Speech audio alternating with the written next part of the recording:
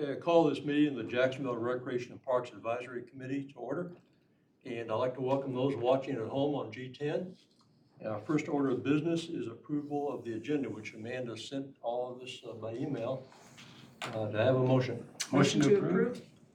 Second? Second. Okay, all those in favor say aye. Aye. Any opposed? Okay, the next is the approval of minutes. Again, it was emailed by Amanda. Do I have a motion to accept? Motion to approve. Second? Second. Any discussion, any corrections anybody noticed? Okay, all those in favor of approval, say aye. Aye. Aye. Any opposed? Okay, the next thing is the director's reports. Susan or Michael, which one goes first? Yeah, I think I'm gonna go first. I don't have a whole lot. I'm happy to report that since we last met, we have finished out all of our summer activities. So summer day camp went really well. Happy to report everything went smooth. And we had a good summer. We turned right around and started offering our after-school program. So we have 7 sites, but technically 8 programs because we are busing the kids from Jack Amiette over to Northwood. So we have 7 locations, 8 actual programs, but everything's going smooth. Kids are enjoying it, and all is well. We've also closed out all of our summer special events, movies, concerts. We finished one last Saturday park event this past Saturday. Again, everything's gone really smooth, really nice. Good attendance at all of our events for the most part. Movies were a little hit or miss because they're on Fridays, and it just seemed like weather was a factor on a couple of those. But for the most part, really good attendance on our Saturday events, all of our park events. So that was nice. We are having basketball registration start next week. So for those watching, basketball is a huge program for us. We do have registration starting next Monday. Currently, we are in our fall season of volleyball and fall baseball, softball, and flag football. So everything's going great. Everything is smooth. We are partnering still with the youth sports division on base for the flag football. We play our games out in town, basically at Phillips Park, and then they tend to play their games. It's a joint league, but we have less teams than them. So we play on Saturdays at Phillips Park, and then they play additional games on their facilities on base. It works out really well. It allows us to have a couple of teams and still kind of grow that program and incubate it as best as we can. So other than that, everything is going really nicely, and we're planning for Winterfest first weekend in December, and we're also working on Jamboree and all the other large events in between. So it's going to be here before you know it. Any questions for me? Maybe it's going to come up later, but the J. Amiette survey and what was presented to the city council, is that going to be discussed later in the meeting? No, actually, and I'm glad you mentioned it. I did do a presentation to council, I guess last month, and we talked a little bit about where we were at and some of the feedback that we have gotten from the public. I presented some concept ideas to them. They were all very receptive, but didn't really decide on one particular concept plan or another. What we had decided was we're going to keep looking at some options and then possibly come back with an idea on them, either visiting or a way for them to look at some comparable recreation centers similar to those. So it's still in the planning stages, still working on some concepts, and we'll keep trying to narrow that down. Let me address that also. Our apology. I did not realize that we had not brought those concepts before this group. I think it's appropriate for y'all to see them. I believe we showed 5 concepts to the city council. So have they seen those 5 concepts? I've seen them online. Yes. I've seen Yes, I did share it with them. One of the things that we would like to do, you ask what were the public opinions? Well, I think we got back, let's say 400 surveys, and we had 450 ideas from those 400 surveys. It's interesting. I told someone the other day, well, actually, it was our insurance carrier with the league. We were talking about the insurance settlement on Jack Amiette. I told them, I said, well, we have 7 city council members and at least 9 different opinions as to what we should do. It comes down to money. I mean, every one of those concepts is valid. Every one of those concepts would help move the program forward. But we're going to have to decide how do we spend our money and when do we do it. So part of the discussion we're going to have in a minute regarding Parks Master Plan, fits right into the discussion with Jack Amyette. So I'll hold off any additional comments until Michael gives his director's report, if you don't mind. Okay, anything else for parks right now? And Michael? Good evening. How's everybody doing tonight? So I've got about 8 bullets I want to run by real quick, and then as Dr. Woodruff mentioned, we're going to go over some ideas about how we move forward as a department. But quickly, Northeast Creek, I'll talk briefly about this. Hopefully you're all aware we finished with the playground at Northeast Creek. It's been installed. We put sod around the playground. We had a nice little grand opening, and the playground, needless to say, has been a hit. We have replaced some water fountains. Hopefully you noticed at LP Willingham and Phillips Park. We've added 25 tons of clay to Johnny Crawford Ball Field down at Kerr Street, as well as put some sod back out on the infield. So that field hopefully in the next couple of weeks will become fully playable as it was before Hurricane Florence. We've replaced the numerous decking boards at LP Willingham Dock, so just be aware of that.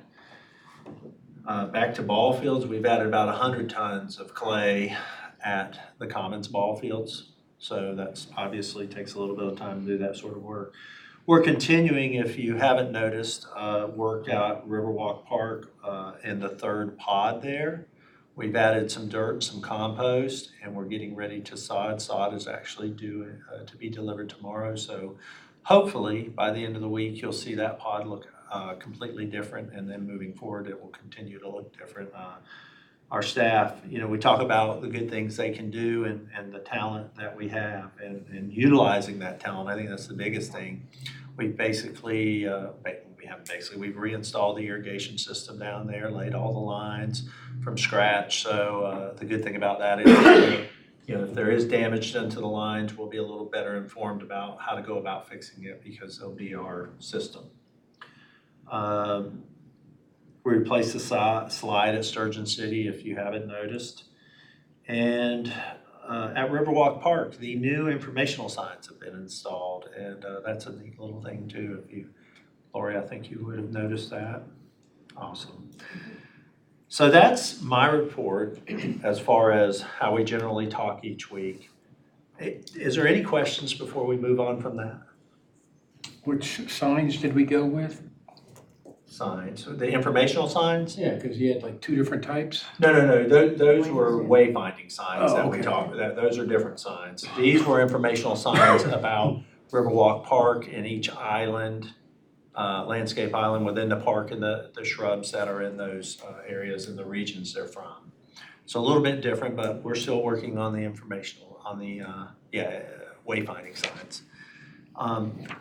What we did want to talk about tonight was park planning and where we're at today, where we've been, places like Jack Amyette, Wooten Park, Georgetown, areas that have been, sans Hurricane Florence, had been brought up to speed into our park system that had maybe not been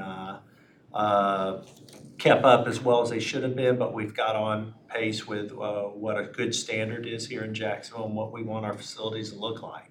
So we want to continue moving forward with that. We're doing some of that work, as I talked about, Northeast Creek Park on the playground side, and we'll continue to knock a couple of items out there as we've talked about upgrading the existing restroom facilities as well as adding shelters on the playground side. But we don't need to stop there. We want to talk about Phillips Park. And I know there's been a little underlying tone about Phillips Park, and we need to address it. As you're aware, we looked at doing some things at Phillips Park a couple years ago and weren't able to do so. We've sat down as a park staff. We've sat down with the engineering department. We've talked a little bit with Dr. Woodruff, obviously, about how to move forward out there. And what we want to show you tonight, and I'm getting ready to hand this off to Dr. Woodruff, is some ideas. And that's all they are. We're just here to inform you tonight about what it is we're looking at and where we think maybe we should be going within our park system. And I don't want to limit it to Phillips Park, although that's what we're talking about tonight. And I know Dr. Woodruff mentioned that he wanted to talk about Jack Amyette a little bit. But as we go through the year, you'll see other parks come forward, and we really want to focus on master planning our parks not just as we do them, but getting them in line for how we as a city are going to continue to move forward. Dr. Woodruff? Pardon me, it's always a pleasure to be with y'all. The master plan that was paid for by the city several years ago and adopted, in my opinion, didn't have the final chapter. The final chapter is the actual creation of a master plan that gets adopted for every one of the parks. Now, you can look at a park like Wooten Park, which we have completely redeveloped over the last 8 or 9 years. And how did we do that? Well, one day we realized it was not to the standard it should be, and we put together a plan. That's not the way that the city needs to operate from a capital improvement standpoint. So what we'd like to begin literally now with y'all and with your significant input is creating a master plan for every one of the parks and get it adopted by city council. That doesn't mean that they're all going to be refurbished in 1 year. But for example, again, if you look at Wooten Park, we've never actually said what we did out there is the master plan. What we said is this need to be replaced, that need to be replaced, bathrooms need to be replaced. And so what the city council has agreed is that we, working with you, and obviously with citizen input, we're going to begin a process that will take months and months and months and months. And we're going to create a master plan for every one of our parks. For example, we have 14 acres out at Williamsburg Plantation. Never created a master plan for it.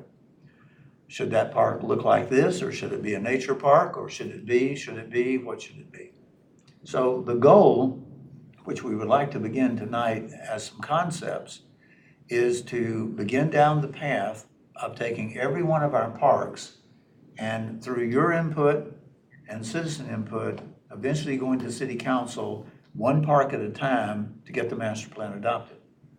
We're not going to wait to get these adopted until we have all, pick a number, 14 or 15 parks finished.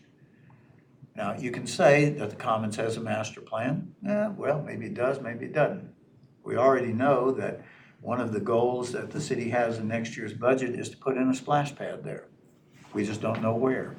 That's part of the master planning process. So again, it's our objective to eventually have, over the next year, park after park brought to you. I know many times y'all are very kind to meet here and listen to the department reports and give your own reports, and you go home feeling like you had a good meeting. But I'm sure sometimes you go home and say, okay, we checked the box, we did our civic duty. I will tell you, those days are over for the next year. The next year is going to be spent with meeting after meeting after meeting, looking at concepts and getting your input. And also giving you the opportunity to free think, just like the staff. Now, we're not going to come in and say, okay, we've got a blank sheet. Anybody who thinks there needs to be a splash pad, raise their hand. Anybody who thinks there needs a ball field, raise their hand. We're going to do it in a structured fashion. But at the same time that the staff is looking at master planning, we're going to be asking you to think out of the box and be creative, because you see the parks differently than the staff sees the parks. You see them as the advisors, you see them as the people, you see them as the citizens who talk to other citizens. So what we'd like to do this evening is to just give you an example of some of the thought processes that we have for Phillips Park. Once the master plans get adopted, it then gives us a capital improvement program for the next 10 years, maybe even 20 years, because it all comes down to money. You could do all the capital improvements and rebuild every one of your parks in 1 year if money was not an issue. But Mr. Spring, the last time I looked, while you're wearing a green shirt, that doesn't create green money, does it? Not quite. Not quite. So with that introduction, let's talk a second about a couple of your current, you asked about Jack Yet, and you also asked about where we are on some of the other projects. So with Jack Yet, we have sent out the bids to put the front building, because if you remember, it's a 2-story gym and a 1-story community center. We have gotten the bids out. The floor has been is in the process of being finished. The tile was taken up and new tiles put down.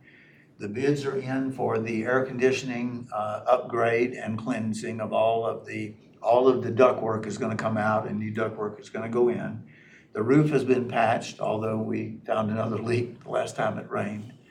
But within the early part of November, facility maintenance says they believe that they'll be able to turn that building back to Susan for recreation purposes. Now, the gym at this point has been sealed off. Why? Because if you're going to consider master planning the Jack Amyette facility, do you really want to spend $750,000 building a gym or retrofitting, rehabbing, whatever the right word is, your existing gym, only 2 or 3 years from now saying, well, it really needs to be torn down and this or that needs to be put in its place. So the gym is out of service until the city council, with your guidance, determines what they want to do as part of the Jack Amyette master plan. I can assure you that once that is determined, that we will move expeditiously to implement that part of the plan. The short term, though, as Susan has shared with you, we looked at renting a facility and having it moved in. That just did not make financial sense. The estimate for putting the front part of the building back into service is between $40,000 and $50,000. And that gives us 2 or 3 or 4 or 5 years before we do whatever we do with the back part. On the other hand, if you had gotten a temporary building in there, you would have been paying monthly rent. That would have gone well past that. So the Jack Amyette story is still being told. The good news is that by November, I think Susan and her staff will be back in there with programs. Kerr Street, as you know, we have awarded bids for that work. We're going to be doing significant work. Susan met with facility maintenance the other day to pick various colors and exterior doors and interior work is going to be done. Do you remember what the bid estimate was for all of that work? I believe it was under 50,000, Okay, right at 50,000, and they started work today, and it's a 30-day contract, yes. so. But now, the Kerr Street Center is another good example. That's an awfully small building. And part of the master planning for the Marina and for Riverwalk Park and Kerr Street is to really think, what do we really need down there? Do we need a building that is that small? Because it certainly comes in handy. Or do we need? Now, Michael's folks are putting in, what'd you say, 25 tons of clay? Yes, sir. If those guys wouldn't steal bases and get in the dirt and carry our clay away, it wouldn't have to put new clay in. But again, that's an example of where we're doing the daily things, but without a master plan. So we need to be master planning that. While we're talking about that area, let's spend a minute talking about the Marina. You may wonder why it's taking so long. The answer is the contractor did not meet the contract specs. For example, they put in the water system for the fire suppression system, and they used freshwater stainless steel. Well, the last time I checked, we're not on a lake. And so we required them to take it back out, even though they said, well, it's just brackish water. Well, if you spec saltwater stainless steel, that's what you should get. Because guess what? We paid them more. 2 things. Number one, you paid for it. Number two, you spec for it. Their bid was based upon it. Another thing is we had difficulty accepting all the walkways. You're probably not in the construction business, but in my life, I can tell you when you do boardwalks or porches, you use what's called the 16 penny test.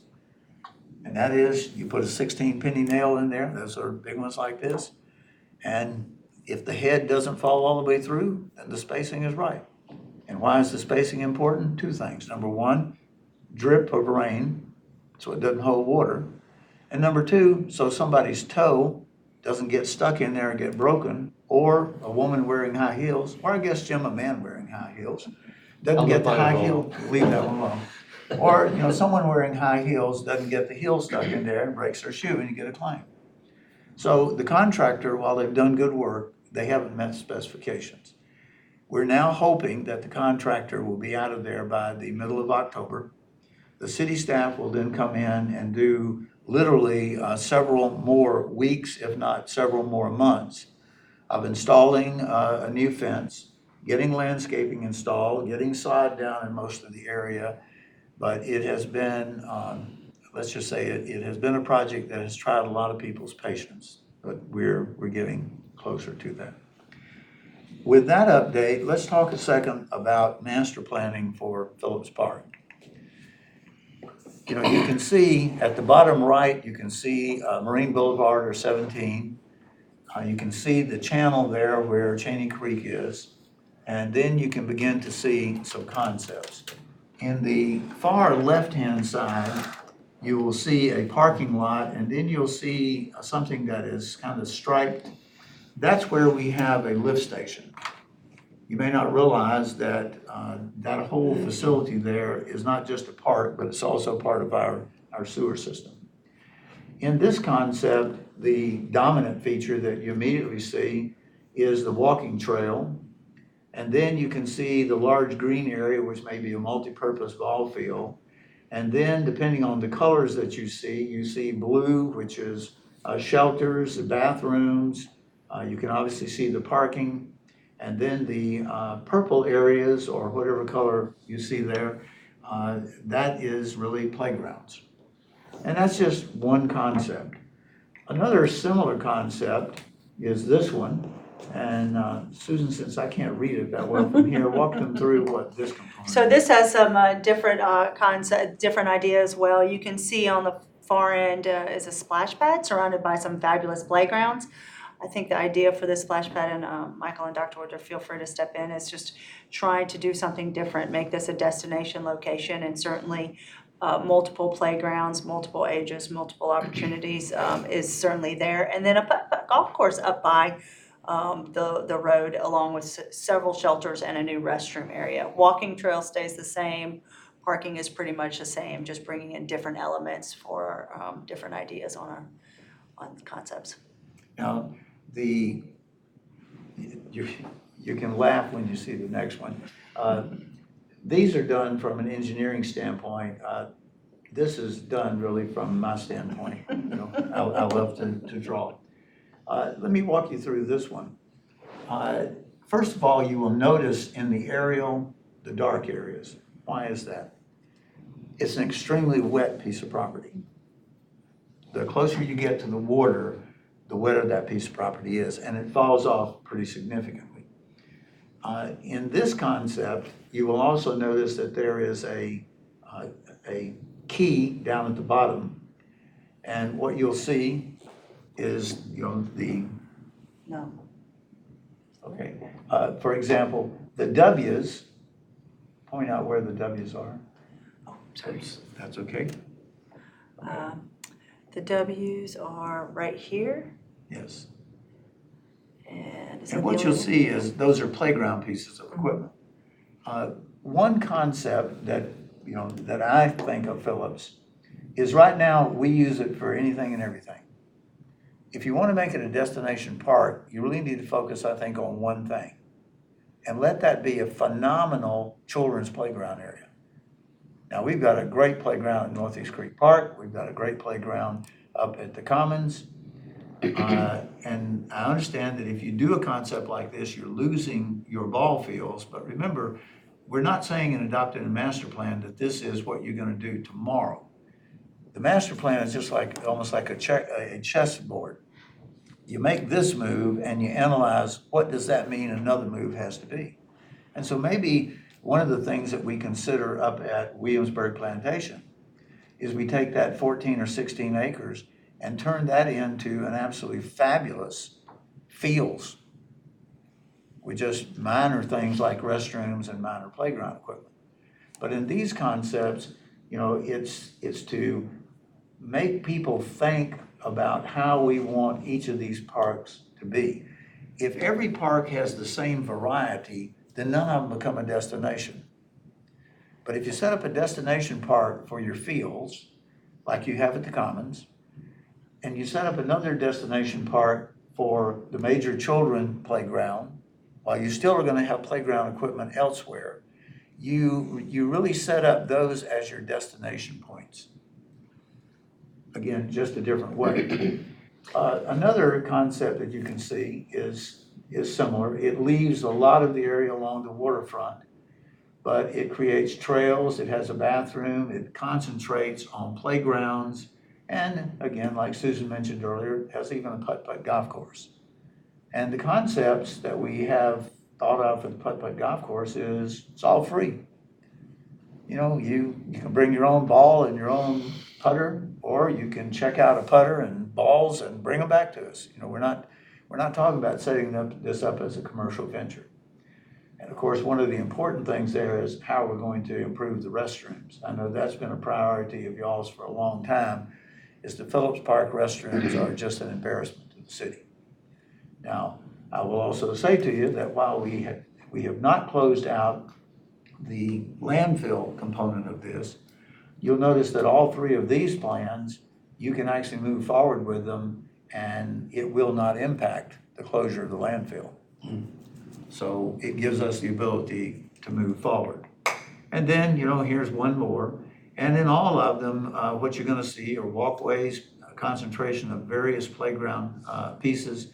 And you wouldn't just have one playground. What you'd have is multiple playgrounds all over that park so that you could really have this become a focal point. Now, our intent tonight was not to have you select concept 3, 2, 1, or the ones done by engineering.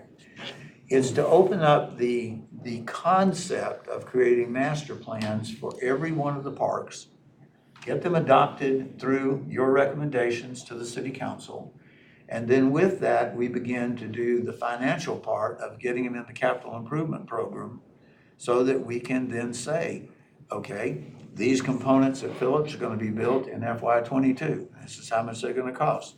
This component up at the Commons is gonna be added in 22 or 23, and this is what it's gonna cost. In the past, we've had to concentrate on catching up. I think you'll agree that the city did not focus on its playgrounds the way that it should have. And many of those playgrounds became less than what you or the city council wants. So really, 9 years ago, the city council committed that we were gonna start rebuilding all of our playgrounds. Now, some of them, like the Commons, didn't have to do much there. Although Michael's people have done a phenomenal job of improving the quality of the fields. I think we have the best fields that you'll find anywhere. But over the last 9 years, we've been playing catch up. We're gonna continue to play catch up, but we're gonna catch up through master planning so that we are in agreement that this is where the bathroom's gonna go. This is where the playground's gonna go. This is what's gonna go into the capital improvement program on a planned basis, not just what I'll call a basis that something has to be done. Does that make sense to you? Yes. Sure. Well, obviously I bored you with that presentation. You have no comments, but Doctor, I have one. If the landfill is, and these, I guess, 1, 2, or 3 concepts that you just showed, 30 years down the line, could that be something where, okay, we do something else with, if we went one of these? Okay, because I know the landfill, and it is very wet, and that was my concern when I first saw the splash pad go up, or a rut rail. So I know, Homer, you have Phillips Park.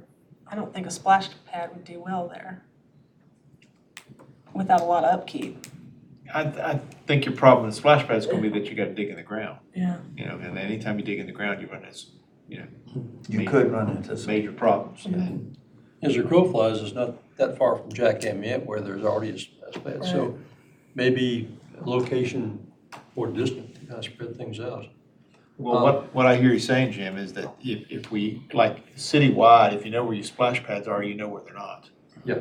And then you look at it and you go, okay, we would like a splash pad within 5 miles or within 3 miles of any resident. Just like I'm sitting here thinking, okay, when is it that a park has to have a restroom? Well, in my mind, it would be, you've gotta have a restroom when you're scheduling practices and games in a place.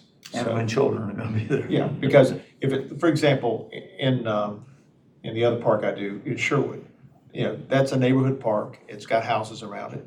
You don't schedule athletic events there, you may have your occasional picnic there. Water is a good thing to have, and it's there.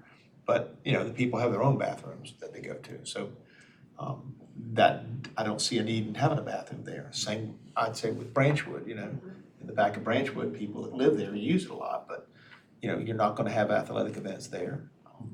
I can't think of one. And but at Phillips Park you do, you know, and if you, like you said, if you use a place like Williamsburg, if you're gonna have routine practices and probably games, because if you're around here, if you're big enough to have practices, you'll have games. You just can't keep them away. And then you're gonna have people there, and like you said, now that we've got flag football coming on down at Phillips Park, you'll have people using those bathrooms, and if you haven't heard complaints, you do. You will. But you know, Laurie, let me talk to you a second about the fields. You know, one of the concepts that you saw from the engineering department, in this case, it is a field. Right. One of the challenges, let me say that differently. If we continue to put a field here and a field there and a field everywhere, it costs money to do that. So the question is, are you better off setting destination parks? Now, none of these concepts are the best concept. But for example, if you say that Phillips is going to be a destination park for children's playground activities, okay, what park becomes the destination for balls and bats? Well, pretty much the Commons. Which park becomes the destination point for things like the large fields, soccer and so forth, and flag football? Maybe that's Williamsburg, or maybe it's out at Northeast Creek. But instead of trying to hold down travel and trying to maximize the utilization, our goal here is to really say, we're going to, now if you don't agree with the concept, we need to have that discussion. And that's really part of where you begin. If you're gonna have destination parks, what are the key areas, not geographical areas, what are the key recreation areas that you want those destination parks to be? I would think that you would want a destination park for big fields. You want a destination park for balls and bats. You want a destination park for children's recreation. Then you want neighborhood parks that have not fields and not balls and bats. I mean, that's one of the things about Kerr Street that Michael and Susan have talked about. How much longer do we keep that field down there? Maybe forever. Or do we really spend more money up at Northeast Creek Park and make that the destination park along with the Commons for balls and bats? It's all part of your master planning philosophy. And that's one of the things that we will need early on, is to show you concepts of what I'm going to call diverse parks versus destination parks. What's a diverse park? A diverse park is this. A little bit of everything. A destination park is something like this. Or you've been to major sports complexes everywhere that have, 8 soccer fields or. So those are the concepts that we're going to begin to work with y'all on. And I guess one of the first assignments, because you're going to be seeing the three of us discuss this with you practically every meeting now for the next year. So one of the first things I would ask you to do is give some thought, not about a specific park, but about the concept of diverse parks versus destination parks. Now that doesn't mean you won't still have a park like Kerr Street that's pretty diverse. On the other hand, remember, major balls and bats, major large fields, and then children's activities.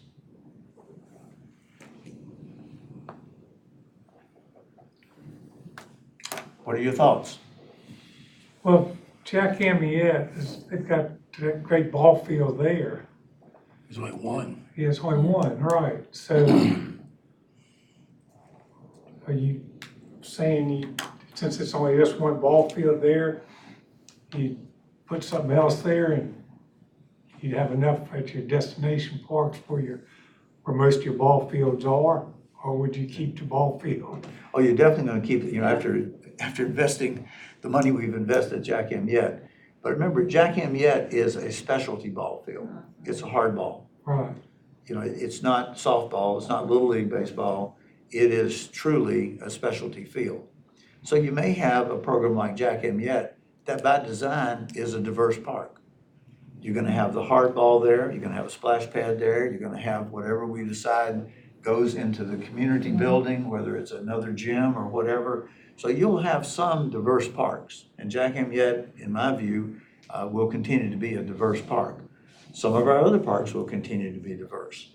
Now, if you have land as big as the Commons or land as big as Williamsburg, you may decide to have a destination park, but also have even more diversity. But we're not blessed with a lot of vacant land right now. So that's a good, I don't want anybody to think we're getting ready to take down what we built at Jack Amyette, 'cause that's definitely not gonna happen. Do we know I'm sorry, Jim, what kind of hardball, softball fields that we're short? Is there a number out there? I mean, we're making do with what we have. We basically have 6, 2 at Northeast Creek and 4 at the Commons for adult true softball, for adult softball. Now, when we bring in large tournaments, we can adjust and change the fence lines and some of the bases. Michael's guys have been kind enough that we have anchors in other places, so we can bring in like girls softball or other things. So we can utilize the fields, but as of right now, we're meeting the needs for the most part with the 6 adult softball, and then we have the 4 youth. Then we have Jack Amyette, which is a baseball field, absolutely. And then, that's Kerr Street, which we, kind of use as a practice / game field, definitely a game field for the schools. But one of the things that we will have to do is the analysis to determine how many more Little League fields do you need? How many more tennis courts do you need? How many more adult softball fields do you need? Because that will go into play as you master plan some of our existing facilities. If you take the Commons, there's not a lot of extra land up there that is actually dimensionally available for any type of major sport like a softball or a Little League field. There's a lot of vacant land up there, but between the riverine system or the drainage system, let's call it, because it's certainly not a river, between the topography and the limits of ownership. For example, around Michael's building, from the road back to the power line is only about 250 feet. And you really can't build any type of hardball, softball field there. On the other hand, you could build walking trails, or you could build additional tennis courts if you wanted to, something like that. But we are gonna have to look at the statistics. One of the things that you've probably seen is they rate the need per 1,000 people. Some of that is pretty accurate. One of the things that we found over the years is that tennis has had its popularity go up, and we've seen tennis come down. It appears that tennis is coming back, and we're certainly pleased with what the council has given us funds to do on resurfacing those courts up there. I was up there the other night, and there was a high school tournament going on. Not only the baseball fields and softball, but also information on soccer, because a couple of years ago, the citizens were in an outcry for more soccer fields, and so if that's something that we can get, I'm sure it would help us. Yeah, absolutely. I think that there are lots of sports are cyclical. I do think that they kind of have an ebb and flow. We see it with our youth sports, with the ages. Some ages will go up and then it'll go down and then up and back down. So yeah, we have a lot of data out there as far as a national level. We can see trends, and we can certainly look at it also from a regional area too. So we can definitely look at some of that data, and we plan on doing that for That sure. and some of the younger crowd are looking for dog parks. Oh, yeah. And the older people too. And the older people. Oh, the dogs will be dogs. Yeah, my plastic turtle doesn't move, it stays. Hey, Dr. Woodruff or Susan, on one of the earlier slides, there was a little bump out, coming out in the Cheney Creek from the wall right there, round.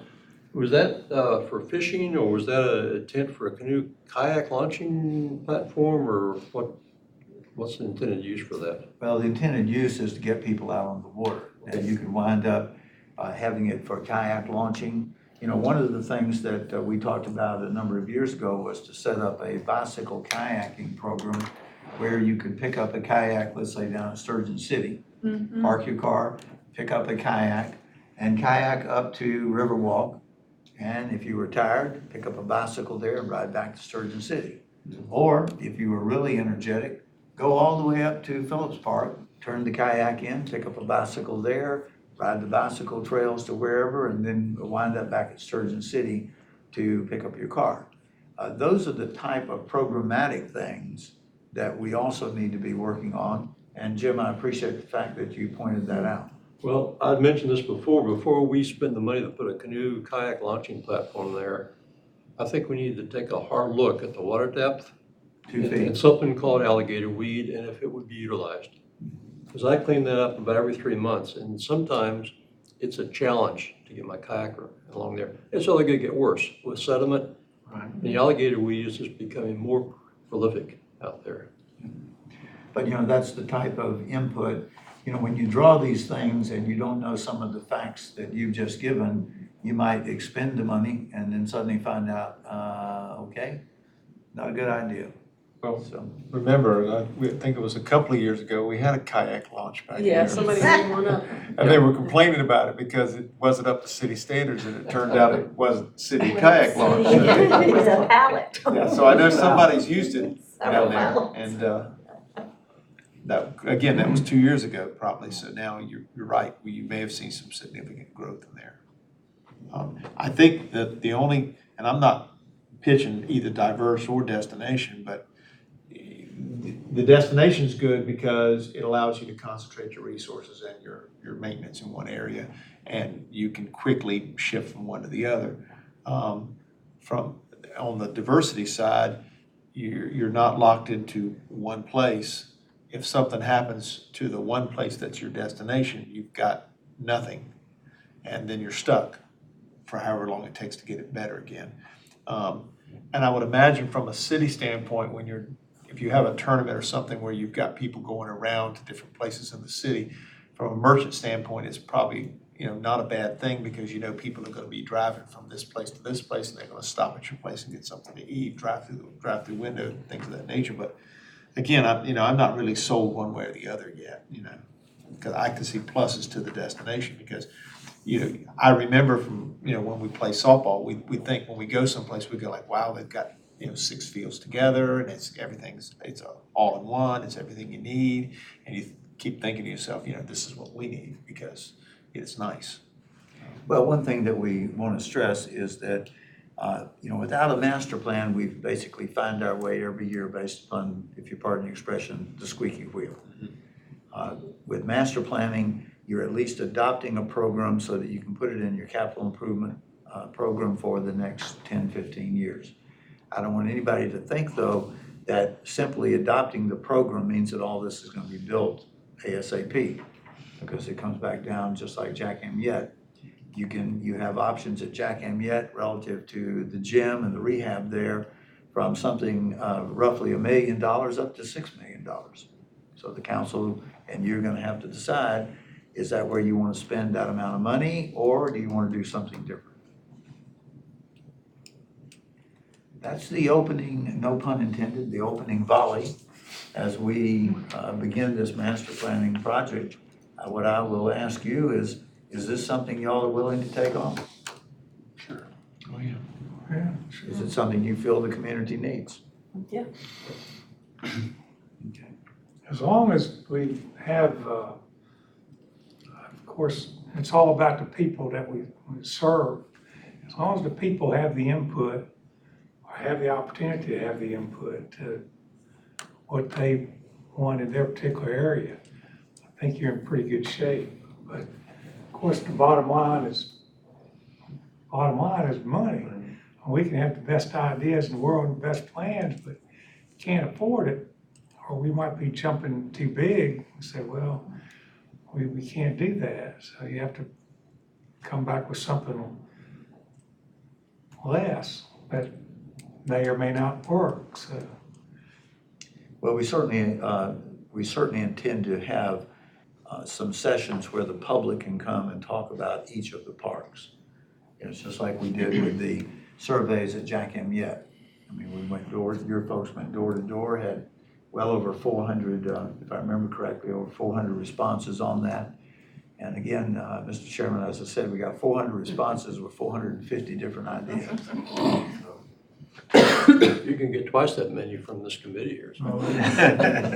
I apologize for taking so much of the time for your meeting tonight. I hope you found that beneficial. But with your endorsement tonight, the staff is going to begin a process to really start looking at every park and bringing you concepts and giving you assignments so that when we discuss one park, we're going to give you aerial photographs, whatever, and say, we want you to plan on coming back for another 2-hour session one night. That's where we're really going to get down and talk about what each one of you would see as the vision for each of these parks and why you see that. Because just like Jim, you pointing out about the kayak launch. I know the water depth there, didn't think about it, and you make a good point. Why spend the money if you can't launch a kayak? Anything else from me? Thank you very much. Okay, no council liaison report tonight. The Planning Advisory Board. Yes, at our last planning advisory board meeting, we didn't have any agenda items, so we didn't meet. But the one before that, we discussed rezoning in the country club area, the area between Western Boulevard and Bell Fork Road, that area of country club. We had quite a few residents turn out and ask questions. They were very pleasant. I thought it went very well for our meeting. And I understand from Dr. Woodruff that they've scheduled another information meeting because the previous one was Dorian away, right? And now council has postponed that another week, so to another meeting. October 22nd. Okay. So that gives, we always point out in planning board that just like here, we're not the final word on anything. We're just a recommendation. And city council, who they run for office and have to raise money and campaign, and they're gonna do what they feel is best. And to be honest with you, they put a lot of time and effort into doing what they're doing. And so I try not to get bent out of shape if they don't agree with me, because that's their job, to look at the issues and decide what's best for their constituents and people in the city. And that's the same thing that's happened in boards like this, is that, we may all come out and say, well, we really think we need this, and council may decide they need something else for whatever reason, and we just have to grin and bear it. That's why the name advisory is part of that. I understand that. And that's it for me. Okay, park reports. Bill? Wooten Park was in great shape. Went by there Sunday, saw a couple of staff members working, and bathrooms, grass was cut. Everything was cleaned up. Really looked good. Nothing looked broken. Everything was together, and very neat, especially around the picnic areas and everything. Very little, if any, trash or anything. So it's really well maintained. It's a very nice park. Okay, Laura? Richard Ray in the Commons, everything was looking good there this past weekend when I was there. A lot of people out running around, especially with the nice weather, even into the evening, they're out there. Jack and Miette, a couple things that I went by this morning and this afternoon on my way, and I didn't notice. This afternoon, the water was leaking, H2O. Water was leaking on the small little splash pad arm thing on the left-hand side. I don't know what it's supposed to be. But it wasn't leaking this morning when I was there. Nothing else was running, but you could tell there's like a long trail of water On the splash pad. on the splash pad. What time did you get by there, do you mind? Right before the meeting, so 5:30ish. It wasn't like spitting out, but it was just like a slowly. Splash pad's still on, and I didn't, yeah, okay. staff is still checking it twice a day, so they go about between 4 and 5 every day. We'll I'm check wondering that, if there's a Yeah, chance. I didn't notice it this morning when I went to the gym. I'll double check because I know they were out there this afternoon. Because I went over to look and it's just like dribbling out and there was just that one spot and you can see Okay. the water. Right. I'll Nothing double else check. around it was wet, so it just kind of threw me off. Nick went out there at about 4:15. We'll look Double at it. check. Bathrooms are clean, basketball net on closest to the housing area needs to be switched out. For just one of them, it's pretty bad. That was it. Homer? Sherwood Forest, no problem at all. I did, however, about 2 weeks ago, there were some residents that were really good about cleaning up the debris and stuff that board the Sherwood Forest area, and I got to talk to some of them. They were rather nice about the park and complimentary as to what we're doing. Branchwood, I noticed that the nails were knocked in on the bridge. The facing, the top of the bridge is probably still gonna need to be replaced. It's And we're gonna look at doing that sometime in the winter. We talked about that as a staff. And Phillips Park, Phillips Park, I went in the bathroom the other day. I think if you got rid of the rust, the plumbing would probably fall off. It's got a good head of rust on everything. I don't know whether, if you try to knock the rust off, I think the pipes will come with it. And if you cover it up, I think you're just gonna cover it up. But to be honest, I'm not sure. Other than to broom it out and make sure there are no cobwebs and keep slapping paint on it. Well, what it actually needs is a bulldozer slapped upon it. I know. But again, that's one of the reasons why you want to be the driver of the bulldozer. That's on my budget, that's on my bucket list. But that's one of the reasons why we need to start with Phillips Park, is those restrooms. We have new restrooms coming at Georgetown. We've got new restrooms now at Wooten Park. We've got new restrooms at Jack Amyette. That's one of those parks that, and of course, new restrooms now at Northeast Creek on one side. But two areas we've got to really focus on restrooms. Phillips is one, and then the ball field side of Northeast Creek is the other. I didn't mean to interrupt you. No, you're good. Yeah, that's what I want to hear. So, and I'm sure, like I said, the more people that use it, like with games and stuff, the more you're going to hear from it.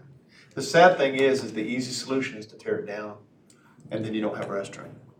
And when you got to go, any restroom is better than no restroom, or the green restroom.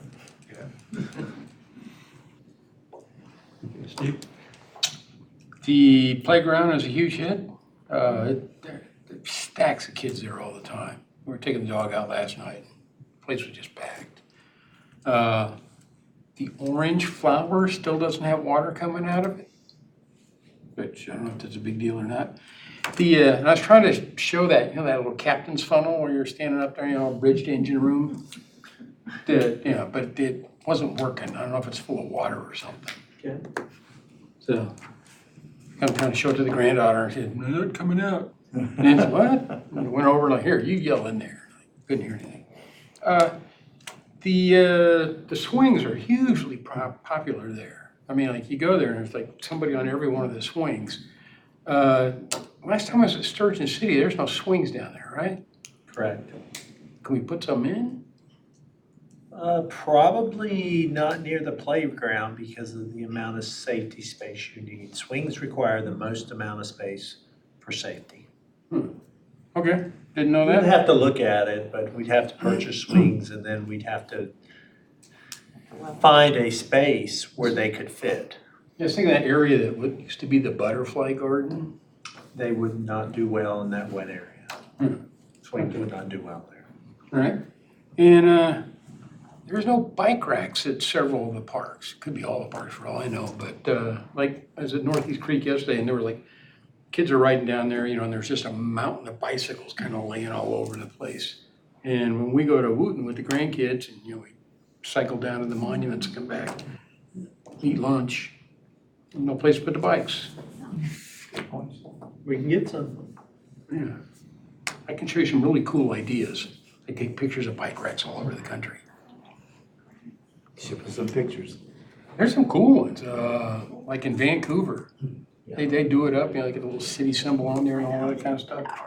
Other than that, I mean, they're playing disc golf, they're playing baseball at night now. It's a busy place down there. And it looks good, Yeah. That's it. Okay, Brook Valley. I've been by there a couple of times this week and several times prior to that.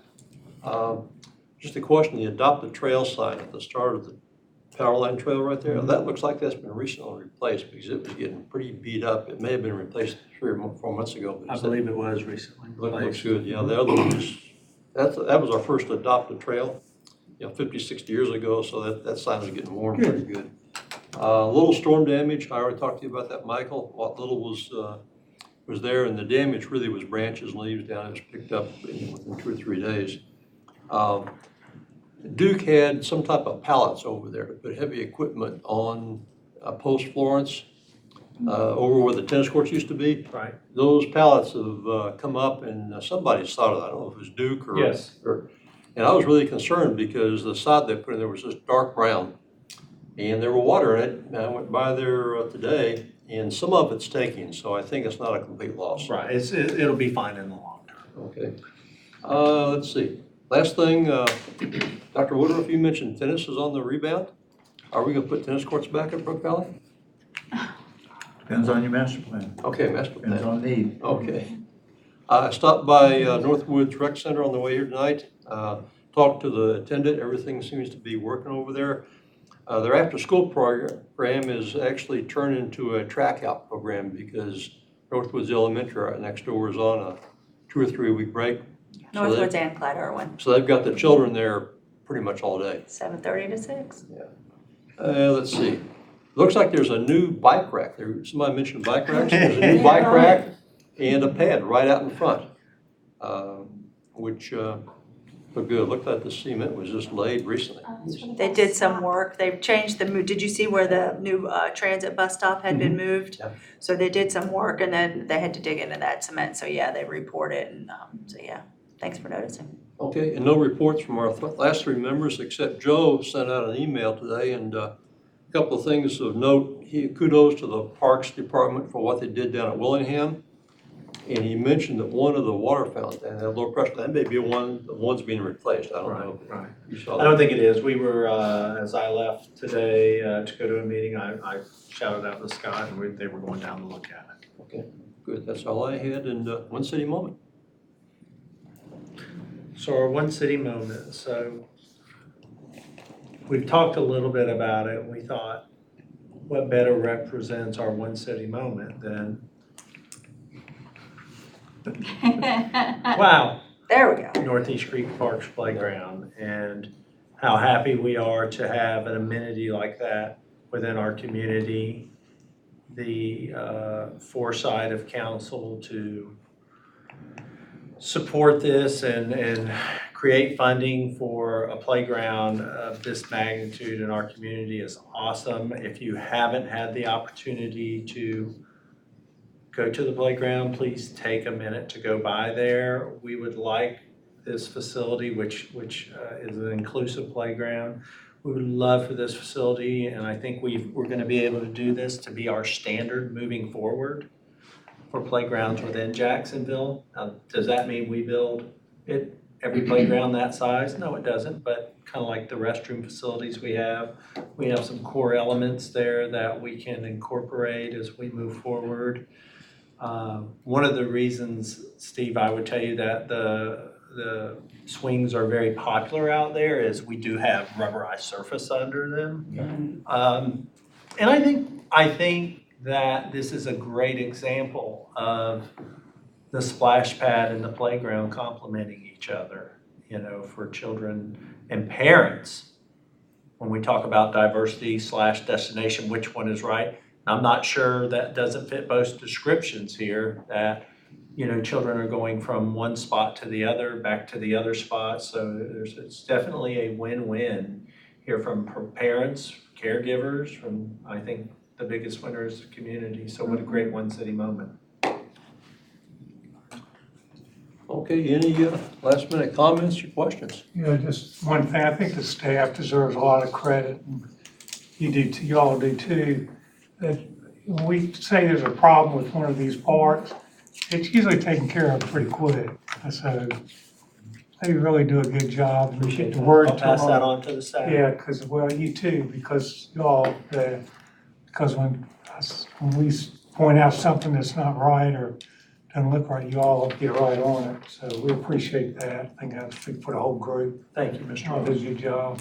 Susan, do you guys have numbers for the pool that was used in Holiday City this year versus last year? Oh, I do, I'll send them to All you. right, thanks. I presented those numbers to council, so. And generally, if I remember correctly, they were generally, the attendance stayed pretty solid. Yeah, it was very much similar to last year. I think there was a little change in, who went versus the other group, but overall attendance was very much in line with what we had last year. But I did present those numbers. I'll send that over to you. And one other point, you remember we moved our recreation swimming for your own summer recreation program to that center, so that helped with the attendance. That has been a huge bonus for us internally because we could take our own summer day camp program to the pool. It was a win-win for all of us. And we were able to adjust when the weather wasn't good because it was our own program and our own staff, so we could just adjust as needed. But the kids loved it, the staff loved it, and it certainly was a nice amenity to be able to offer those kids, so. Thanks. Anybody have anything else? Okay, it looks like our next meeting is scheduled for the 25th of November. And with that, can I have a motion to adjourn? Motion to adjourn. Second. All in favor? Say Aye. Aye. Thank you for letting me join you.